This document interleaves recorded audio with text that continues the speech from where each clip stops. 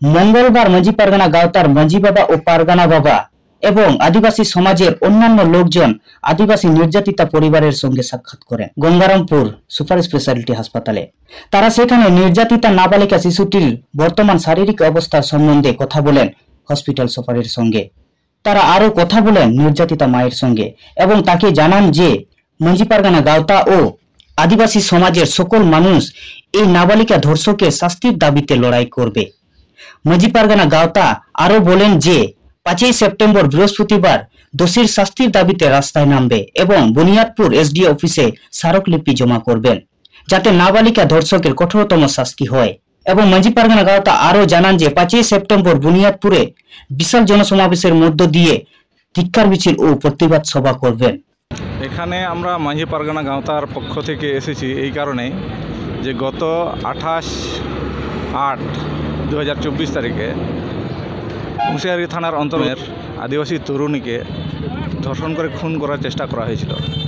তো সেই নির্যাতিত মেয়ের শারীরিক অবস্থা জানার জন্য আজকে আমরা এখানে গ্রামের মাঝি বাবা এবং পারগানা বাবা সহ তার শারীরিক অবস্থা জানার জন্য এসেছিলাম।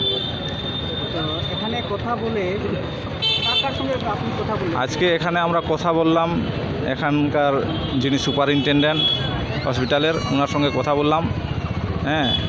রিপোর্ট নিলাম যে মেয়েটার শারীরিক অবস্থা কীরকম। ওনারা জানালেন মোটামুটি সুস্থতা, কিন্তু সম্পূর্ণ সুস্থ হয়ে ওঠেনি।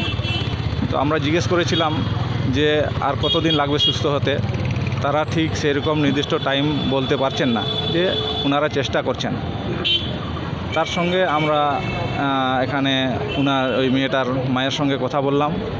তো মাকে জিজ্ঞেস করার পর জানতে পারলাম যে মেয়ে এখনও অতটা সুস্থ হয়ে ওঠেনি, যদিও ভাত খাচ্ছেন, কিন্তু তার আর কি ব্রেন ঠিকঠাক অতটা হয়তো ভালো কাজ করছে না।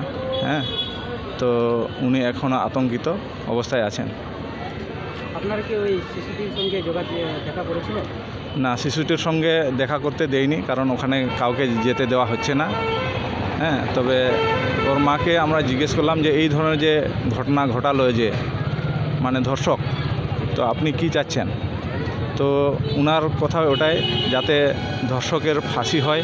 এটা এই নির্যাতিত মেয়ের মায়ের অভিযোগ বা উনি যেটা দাবি করছেন।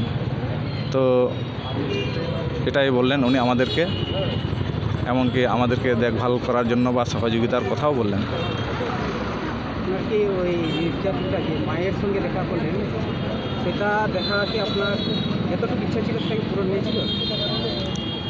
সেটা ইচ্ছা আমাদের সেরকম পূরণ হয়নি। আমরা চেয়েছিলাম যে আমাদের একটা মহিলা প্রতিনিধি যদি দূর থেকেও যদি একটু দেখতে পেত মেয়েটাকে, তাহলে হয়তো ভালো লাগতো। যাই হোক, এখানে যেহেতু সেরকম দেখা করা যাবে না, সেটার জন্য আমরাও জোরজবস্তি করিনি। সেটা থেকে গেল, তার ভালোর জন্য আমরাও সেটা মেনে নিলাম। আজকে কথা বলে যে হসপিটালে এসে আপনি পরবর্তী যে সংগঠনভাবে কোনো পদক্ষেপ চাইছেন? আমরা এই বিচার চেয়ে এই ঘটনার পরিপ্রেক্ষিতে আমরা আগামী 5ই সেপ্টেম্বর বৃহস্পতিবার বুনিয়াদপুরে আমরা একটা ধিক্কার মিছিলের আয়োজন করেছি, এবং তার পাশাপাশি আমরা সেদিন এই দোষীদের শাস্তির দাবিতে বা সমাজের শৃঙ্খলা যাতে এরকম বিঘ্নিত না হয় বা পরবর্তী এহেন ঘটনা যাতে না হয়, সেরকম কিছু দাবিতে আমরা মেমোরেন্ডাম সেদিন সাবমিট করব, এরকম আমরা ভেবেছি। এরকম প্রতিদিন নতুন নতুন খবর পেতে আমাদের চ্যানেলটিকে ফলো করুন এবং সাবস্ক্রাইব করে বেল আইকন প্রেস করুন।